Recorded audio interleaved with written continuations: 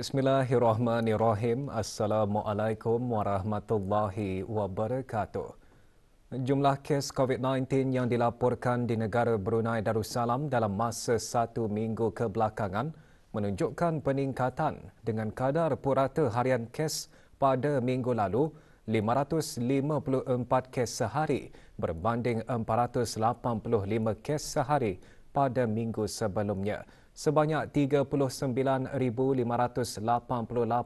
keputusan ujian ART telah dimuat naik ke aplikasi BruHealth dalam masa 1 minggu dengan 9.7% daripadanya adalah positif.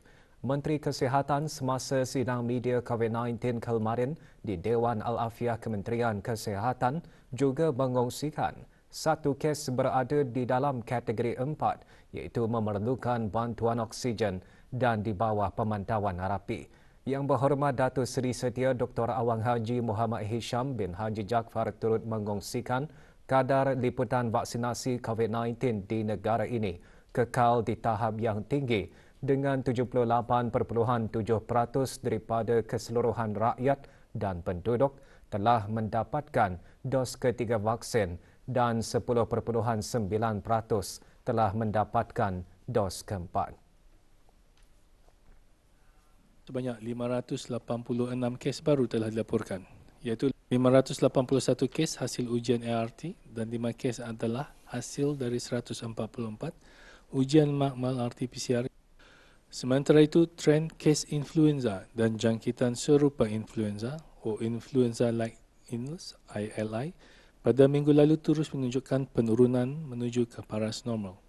Orang ramai adalah diingatkan untuk terus berwaspada dan mengambil langkah-langkah pencegahan seperti mengasingkan diri jika mengalami tanda-tanda jangkitan dan mengelakkan dari tempat-tempat yang penuh sesak.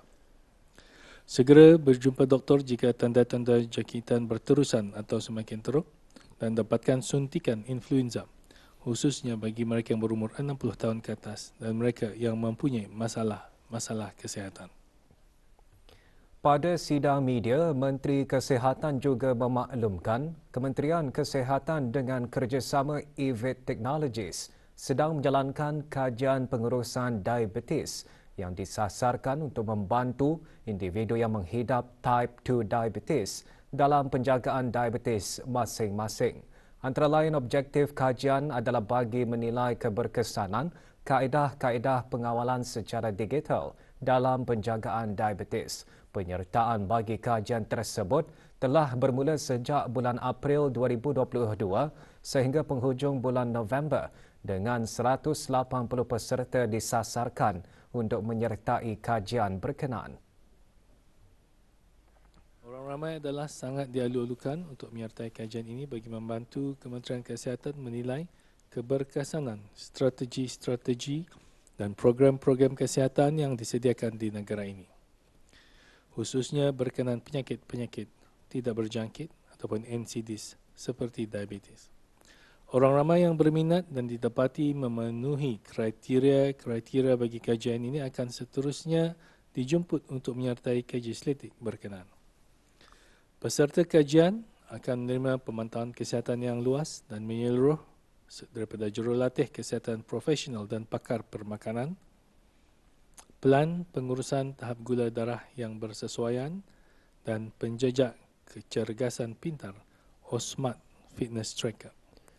Orang ramai yang berminat untuk menyertai kajian ini boleh memohon melalui aplikasi BruHealth atau menghantar email kepada diabetesstudybn@gmail.com atau menghubungi talian seperti yang tertera di skrin sekarang. Pesta Konvo Institut Pendidikan Teknikal Brunei IBTE kini berlangsung di Sekolah Penerbangan IBTE Kampus Sultan Safur Rijal, Berakas bersempena Majlis Convocation IBTE kali ke-30. Pesta Konvo selama 3 hari itu menjadi platform kepada bakal graduan meningkatkan kemahiran selepas tamat pengajian. Majlis pelancaran pesta berkenaan diadakan kemarin.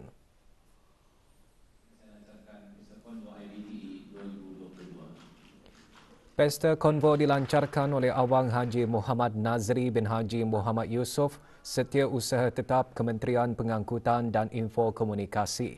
Pesta merupakan sebahagian daripada usaha IBTE untuk mencapai visinya dalam memberikan bakal graduan pendedahan kepada inisiatif-inisiatif yang sedia ada dan bimbingan kerjaya melalui bengkel dan taklimat. Pelbagai aktiviti diadakan antaranya pameran projek inovatif, bazar kempen derma darah dan bengkel bimbingan kerjaya oleh rakan industri. Pesta Konvo IBTE juga diadakan di daerah Blyth. Pesta dibukakan bagi kunjungan orang ramai selama 3 hari sehingga Rabu ini.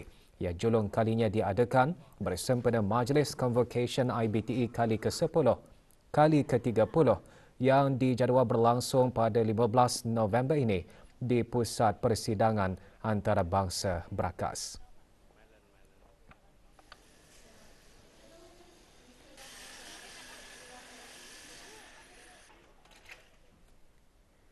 Bagi memupuk minat membaca dan cintakan buku dalam kalangan kanak-kanak, Dewan Bahasa dan Pustaka DBP menubuhkan sudut bacaan khas untuk Page 3 Playhouse. Perasmian sudut bacaan tersebut diadakan petang kemarin di pusat penjagaan tersebut di Kampung Salampigar.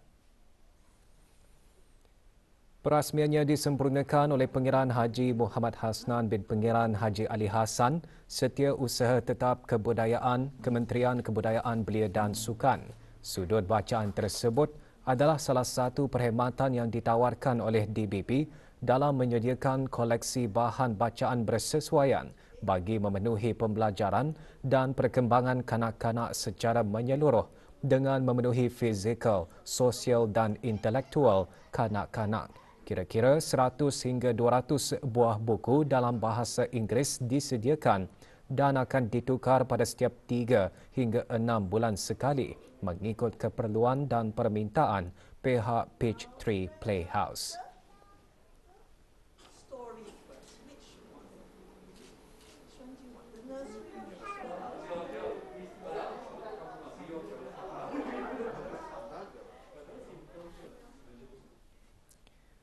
Fenomena gerhana bulan penuh dijangka berlaku di negara Brunei Darussalam hari ini bermula pukul 6.16 petang hingga 8.49 malam. Sehubungan itu, sembahyang sunat gerhana bulan akan diadakan petang ini.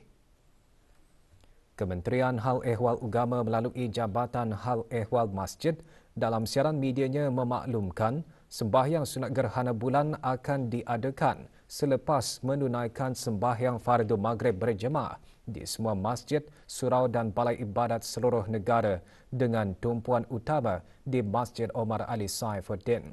Orang ramai dialu-alukan hadir bagi sama-sama menunaikan sembahyang sunat gerhana bulan dengan mengikut garis panduan dan tata cara yang ditetapkan serta mematuhi nasihat-nasihat daripada Kementerian Kesihatan.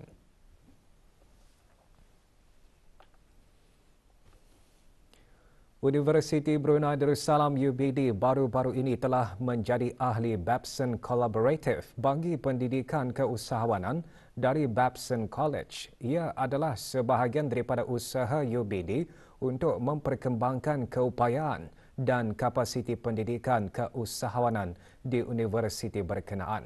Babson College merupakan institusi pendidikan keusahawanan teratas global, mendapat kedudukan sekolah prasiswazah nombor 1 dan MBA kebagi keusahawanan sebanyak 26 dan 29 kali berturut-turut.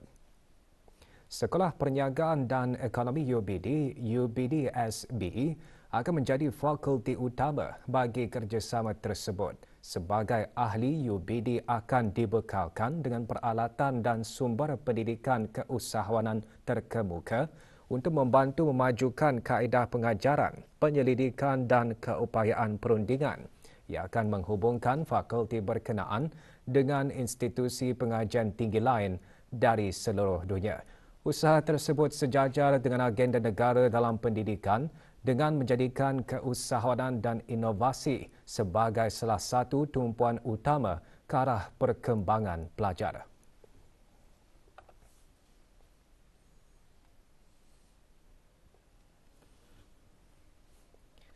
Bagi membiasakan kanak-kanak kepada suasana persekolahan melalui interaksi bersama guru prasekolah, dan juga suasana persekolahan yang bakal diikuti pada tahun hadapan. Sekolah-sekolah rendah kerajaan ketiga ini mengadakan program orientasi bagi kanak-kanak prasekolah. Kru RTB meninjau program berkenaan di beberapa sekolah rendah di seluruh negara. Sekolah Rendah Penggalan Batu Daerah Brunei dan Muara antara sekolah yang menjalankan program orientasi tersebut. Murid-murid diperkenalkan mengenai penjagaan kebersihan gigi dan tubuh badan serta makanan. Pelbagai aktiviti pembelajaran turut diadakan ke arah menyediakan suasana pembelajaran yang menyeronokkan. Cabarannya ialah untuk nyorang mengenali anak-anak ini yang apa nyorang sensitifnya dari segi makanannya, kami nak tahu alergik makanannya. Sekolah Rendah Muhammad Alam Seria antara sekolah yang melaksanakan program orientasi bagi murid-murid prasekolah di daerah Blyth. Program seumpamanya diadakan pada setiap tahun bagi membolehkan para ibu bapa mempersiapkan anak-anak mereka kepada persekitaran dan pembelajaran di dalam bilik darjah.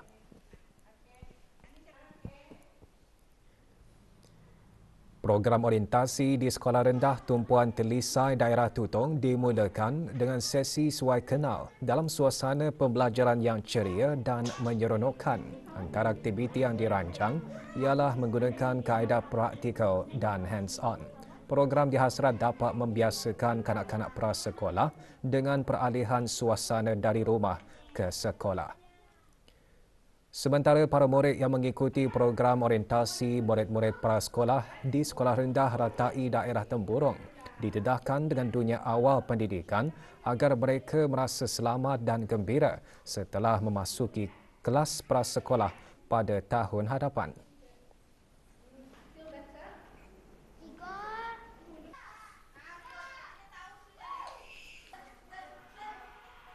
Harapan saya adalah supaya murid-murid ini senang datang ke sekolah setiap hari, and then dorang dorang berani bercakap depan kelas dan selalu seronoklah main sama kawan-kawan dorang. Jawatankuasa Takmir Masjid Kampung Kupang dan Kumpulan Muslimah Masjid Kampung Penanjung masing-masing menjuarai pertandingan Dikir Syarafil Anam bagi Jawatankuasa Takmir Masjid, Jemaah dan Kumpulan Muslimah Daerah Tutong. Pertandingan diadakan di Masjid Kampung Penanjung, Daerah Tutong.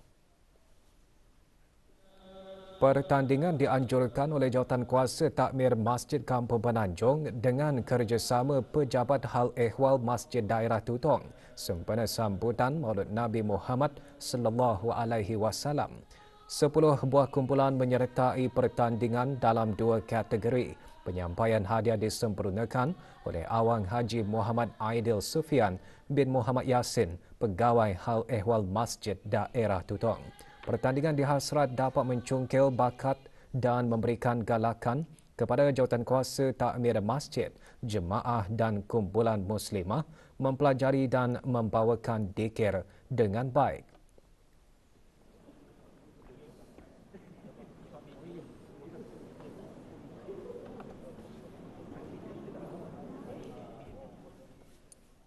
Ke arah memberi kefahaman mengenai hal ehwal pengurusan haji serta kemudahan yang disediakan oleh kerajaan, Jabatan Urusan Haji Kementerian Hal Ehwal Agama mengadakan program ke arah warga perkhidmatan awam yang arif tentang rukun Islam kelima. Program berlangsung di kementerian berkenaan. 131 orang menyertai program ini terdiri daripada pegawai dan kaki tangan perkhidmatan awam yang belum pernah mengerjakan ibadah haji. Program dihasrat dapat memberikan pengetahuan lebih lanjut kepada warga perkhidmatan awam supaya mempersiapkan diri lebih awal serta mendorong mereka untuk mengerjakan ibadah haji.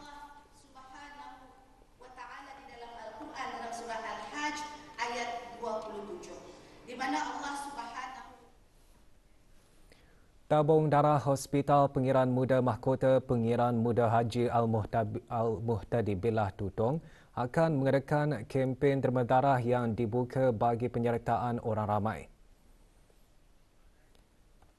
Kempen diadakan hari ini di aras bawah tempat pengambilan darah Hospital Pengiran Muda Mahkota Pengiran Muda Haji Al-Muhtadi Billah Tutong bermula pukul 1.30 petang hingga 3.30 petang. Tempahan slot terima darah melalui aplikasi Blood Card adalah sangat digalakkan. Maklumat lanjut, hubungi Pusat Penerimaan Darah melalui talian seperti yang tertera atau email ke bloodbank@moh.gov.bn dan ikuti Instagram dan Facebook @bloodbank.ripas.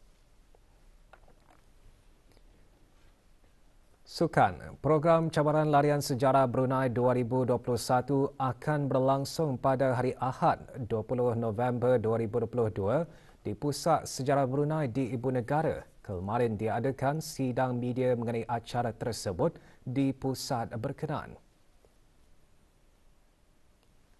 Pada sidang media tersebut, Awang Dr. Haji Muhammad Hadi Melayong, Pengetua Pusat Sejarah Brunei menjelaskan program seperti ini bukan sahaja akan memberikan pengetahuan kepada para peserta mengenai kelestarian sejarah serta warisan dan seni bina Islam di Bandar Seri Begawan, tetapi juga menggalakkan setiap peserta untuk mengamalkan cara hidup sehat dengan bersukan. Cabaran kali ini akan disertai oleh lebih 140 orang peserta. Program akan menggunakan beberapa tempat di sekitar pusat Bandar Seri Begawan yang bermula seawal pukul 7 pagi.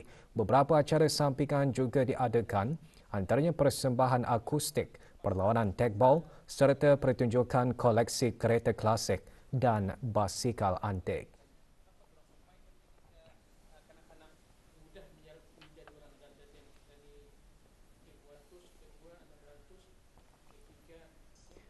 Perlawanan kelayakan kedua Piala AFF Mitsubishi Electric AMEC 2022 antara skuad kebangsaan negara Brunei Darussalam dan Timor Leste akan diadakan petang ini.